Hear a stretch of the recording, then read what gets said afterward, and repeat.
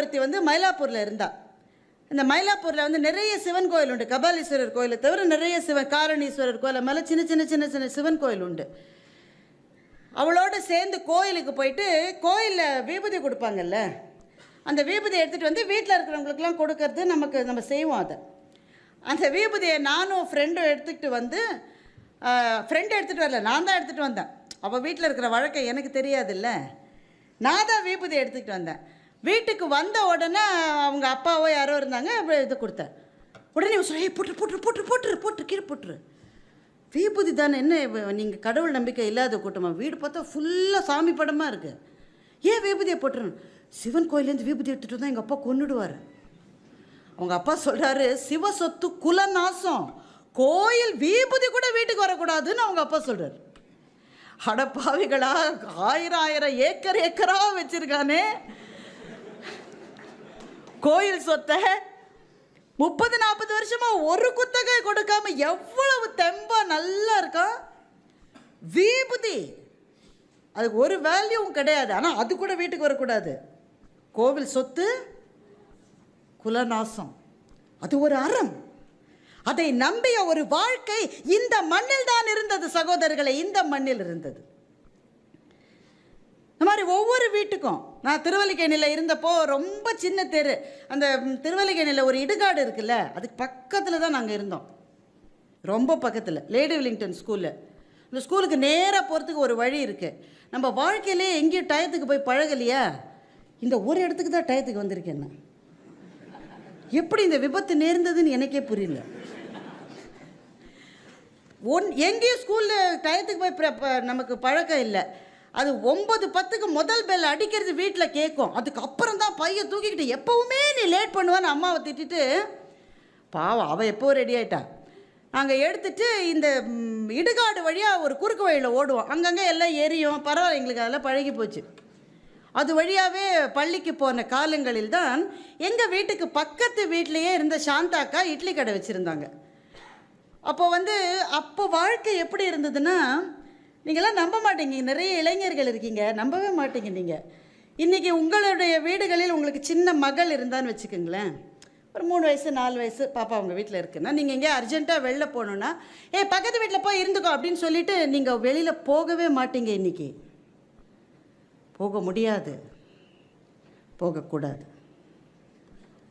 சின்ன பாப்பா தானே, 3 வயசு பாப்பா தானே, பக்கத்து வீட்டில் விட்டுட்டு போக முடியாது. ஏன்னா இதே சென்னையில் சுஹாசினி என்கின்ற 7 வயசுக்கு குழந்தைக்கு நடந்ததை நாம் மறக்கக்கூடாது, மறக்க முடியாது.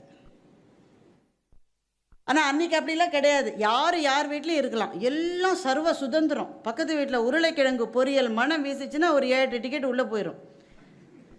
நீ ஏன் எங்கள் வீட்டுக்கு, அதெல்லாம் கிடையாது. எல்லாம் பொது விருந்து தான், சம்பபந்தி போஜனம் எல்லா வீட்லேயும். அதனால் சாந்தாக்கா இட்லி கடை வச்சுருக்காங்க. அவங்க ஜாதி அடுக்கில் கீழே இருக்கிறவங்க அதெல்லாம் ஒன்றுமே கிடையாது. நாங்களும் அங்கேயே உட்காந்து போய் பார்த்துக்கிட்டே இருப்போம்.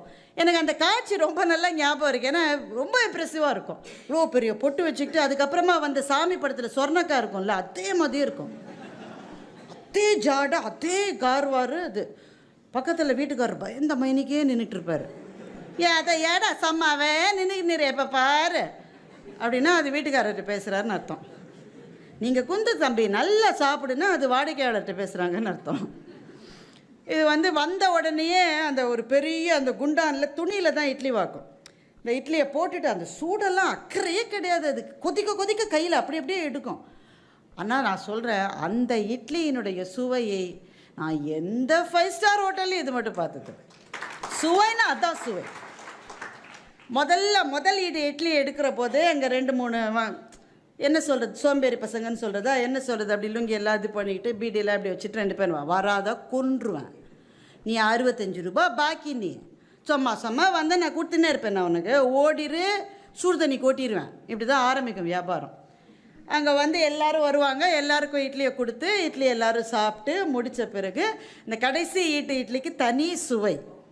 இந்த கடைசி இட்லி எடுத்துகிட்டு வீட்டுக்காரத்தை சம்மாவே நிற்கிறிய துண்ணு அப்படின்னு அவர்கிட்ட கொடுத்துட்டு, அந்த பாக்கி இருக்கிற 2 இட்லியை தான் சாப்பிட்றதுக்கு முன்னாடி அந்த சாந்தாக்கா என்ன பண்ணுனாக்க, நான் நின்றுக்கினே இருக்கா, உனக்கு வேற தனியாக இன்விடேஷன் வைக்கணுமா, வா வந்து துண்ட்டு போ. யாரு முதல்ல யார் 2 பேர்கிட்ட வந்தால் சுடுதண்ணியை மேலே கொட்டிடுவேன்னு சொன்னாங்களோ அதே 2 பேருக்கு கொடுத்த பிறகு அவங்க தின்றதற்கு பிறகு பாக்கி இருப்பதைத்தான் சாந்தா அக்கா சாப்பிட்டு இருக்கிறாரே தவிர அவர்களுக்கு கொடுக்காமல் அவள் இட்லி தின்றதை ஒரு நாளும் நான் பார்த்ததில்லை. அது ஒரு அறம். பசிக்க ஒருவன் பார்த்திருக்க நான் சாப்பிட முடியாது என்பது ஒரு அறம். அது இந்த மண்ணில் இருந்தது, நம்முடைய வீடுகளில் இருந்தது. நாங்கள்லாம் சின்ன பிள்ளையா இருந்தபோது ஒரு வீடுகளுக்கு போனால் அந்த வீட்டில் என்ன முறையோ அது எங்களுக்கு முதலிலேயே சொல்லப்பட்டு விடும். முதலிலேயே அது சொல்லப்பட்டு விடும். சாப்பாட்டை எங்கள் வீட்டில் வேஸ்ட் பண்ணவே கூடாது. இலையில வச்ச சோத்தை பாக்கி வச்சேன்னா எங்கள் அப்பா கொன்றுவார். அது மாத்திரம் செய்யாத, என்ன வேணுமோ அதை மாத்திரம் நீ போட்டுக்கோ. இந்த அறம் நம்முடைய பல வீடுகளில் இருந்தது. இந்த அறத்திற்கு பின்னால் இருந்தது சிக்கனம் என்று நினைக்கிறீர்களா? அல்ல. இந்த அறத்திற்கு பின்னால் இருந்தது சிக்கனம் அல்ல. இந்த அறத்திற்கு பின்னால் இருந்தது ஒருவனுடைய உழைப்பை நீ வீணடிக்க கூடாது என்கின்ற ஒரு அடிப்படையான ஆதி விவேகம் இதற்கு பின்னால் இருந்தது. ஒரு குவளை சோறு உன் நிலையிலே வருகிறதே, 6 மாசத்துக்கு முன்னாடி ஒரு விவசாயி அதை கனவு கண்டிருக்காங்க. அதை அவருடைய உழைப்பு இருக்கிறது அதற்கு பின்னாடி. அதை வேஸ்ட் பண்றதுக்கு உனக்கு எந்த விதமான ரைட்ஸும் கிடையாது. நம்ம இன்னைக்கு பண்ற வேஸ்டேஜை நீங்க ஜஸ்ட் இதோட நீங்க யோசிச்சு பாருங்க. பல கல்யாணங்களில் நம்முடைய திருமணங்கள்ல ஒரு அறம் இருந்தது. வீடுகளில் தான் திருமணம் நடக்கும். இந்த பந்தி போட்டு சாப்பிடுவது என்பதே ஒரு அறம். இலைகளில் இருந்து கொட்டப்படுகிற சாப்பாட்டை பார்க்கிற போது நெஞ்சு கொதிக்கிறது நண்பர்களே. ஏனால் அதற்கு பின்னாலே ஒரு விவசாயினுடைய உழைப்பு இருக்கிறது. நம்ம விவசாயிக்கு தான் மரியாதை கொடுக்கல, அவனுடைய உழைப்புக்கும் நாம் மரியாதை கொடுக்கலையே. நாம் பிள்ளைகளோடு சாப்பிட போகிறோம், ஏதோ ஒரு அக்கேஷன், பெரிய ஹோட்டலுக்கு சாப்பிட போகிறோம். அந்த அப்பாவுக்கும் அம்மாவுக்கும் அந்த மாதிரி சூழ்நிலைக்கு பழக்கமே இருக்காது. தைரியமாக பிள்ளைகளினுடைய தூண்டுதல்னால போகிறாங்க. போன உடனே தடுக்கி விழாமல் நீங்கள் சேரில் உட்காரவே முடியாது, ஏன்னா லைட்டே இருக்காது, அவ்வளோ டிம்மாக இருக்கும். ஒரு மாதிரி அட்ஜஸ்ட் பண்ணி அவரை பந்தாக்கு கண்ணாடி வேறு போடாமல் இருப்பாங்க. ஒரு மாதிரி அட்ஜஸ்ட் பண்ணி சீட்டில் உட்காந்தோடனே இவ்வளோ பெரிய கார்டு நீட்டுறான். முதல்ல புரியல, அப்புறம் கண்ணாடிலாம் போட்டுக்கிட்டு பார்த்தா ஒரு 100 ஐட்டம் இருக்குங்க. அது 1-2 ஐட்டம் கூட அந்த அப்பாவுக்கு புரியல. அந்த அம்மாட்ட கார்டை நீட்டும் போது அது சொல்லுறது, நீங்கள் பார்த்து என்ன சொல்கிறீங்க. முதல் ஐட்டமை பார்க்குறார், 450 ரூபா. மின்சார அதிர்ச்சி தாக்குண்டது போல் இருக்கு அவருக்கு. எதுக்குடா 450 ரூபா? சூப்புக்கு. சூப் கேட்டுக்கு 450 ரூபாவாடா? அப்பா நீங்கள் சும்மா இருங்க. அந்த அம்மா கேட்குது, இங்கே இட்லிலாம் கிடைக்காதா? நான் அப்போவே சொன்னேன், அம்மாவை கூட்டிகிட்டு வராத, அவமானப்படுவேன்னு. அப்புறம் அவன் என்னவோ ஆர்டர் பண்ணுறாங்க, அந்த பேரே வாயில் வரல நமக்கு. பையன்தான் ஆர்டர் பண்ணுறான், ஏன்னா முன்னாடியே அவன் நெட்டில் அதை பார்த்துருக்கான். அவனுக்கும் தெரியாது, ஒரு பந்தாதான்னு வச்சுக்கோங்க. நெட்டில் பார்த்து ஆர்டர் பண்ணுறான். குழ வழன்னு ஏதோ வருது. இந்த காக்கா முட்டை படத்தில் கடைசியில் அந்த பையன் கேட்பான்ல,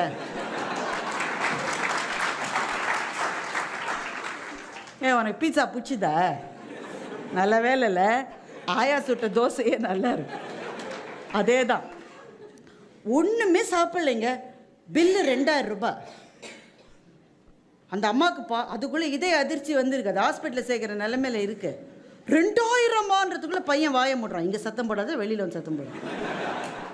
அந்த அப்பா வெளியில் வரும்போது பசங்களை கொஞ்சம் முன்னாடி நடக்க விட்டு ஒய்ஃப்கிட்ட கேட்குறாரு, வீட்டில் சோறு எதாவது பாக்கி இருக்குது? இந்த கழுதைக்கு ஏயா 2000 ரூபாய் கொடுத்தார்? வேஸ்டேஜ் அப்படியே இருக்கு. அதை வேற பேக் பண்ணிட்டு போகலாமா வீட்டுக்கு?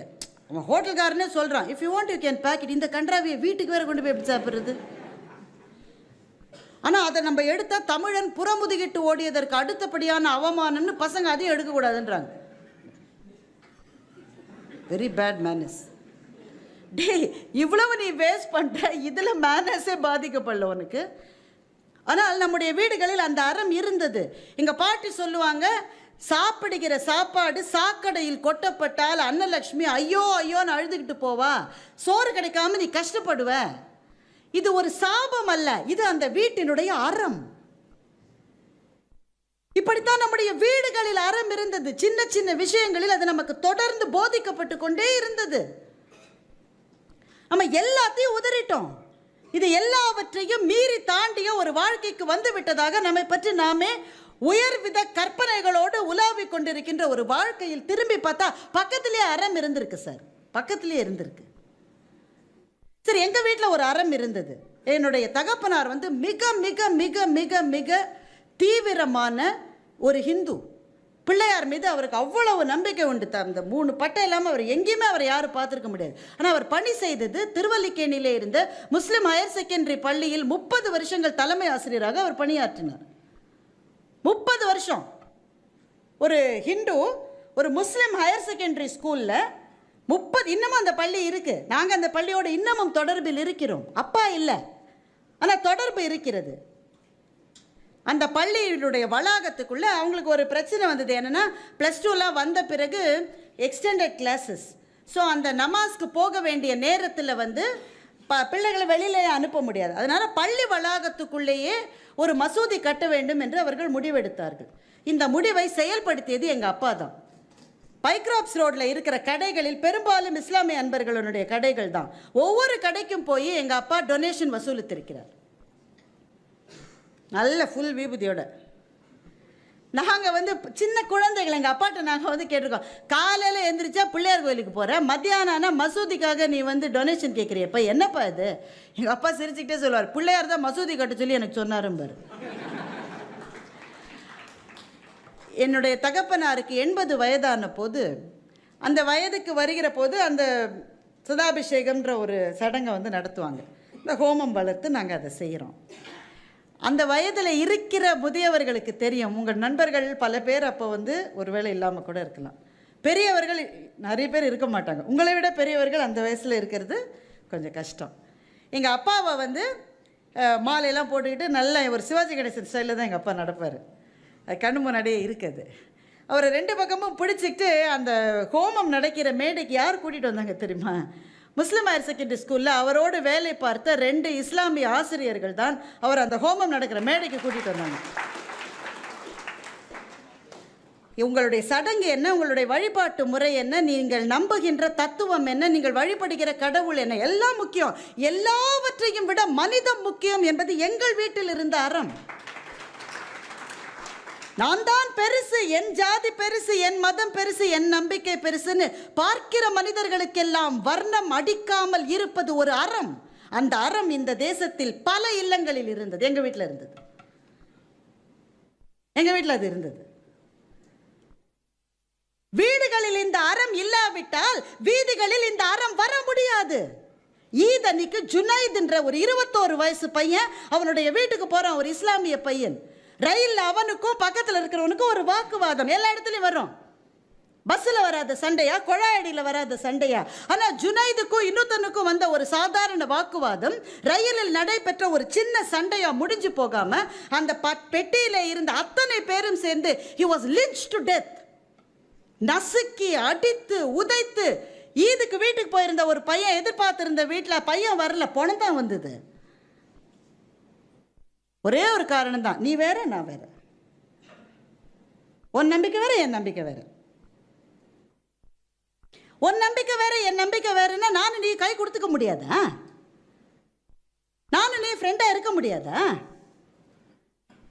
இது ஏன் வந்து அந்த பெட்டியில இருந்த இளைஞர்களுக்கு தெரியலன்னா, இந்த அறம் அவர்களுடைய வீட்டில் இல்ல தோழர்களே. வீடுகளில் அறம் இல்லாத போது வீதிகளில் அறம் வரவே வராது.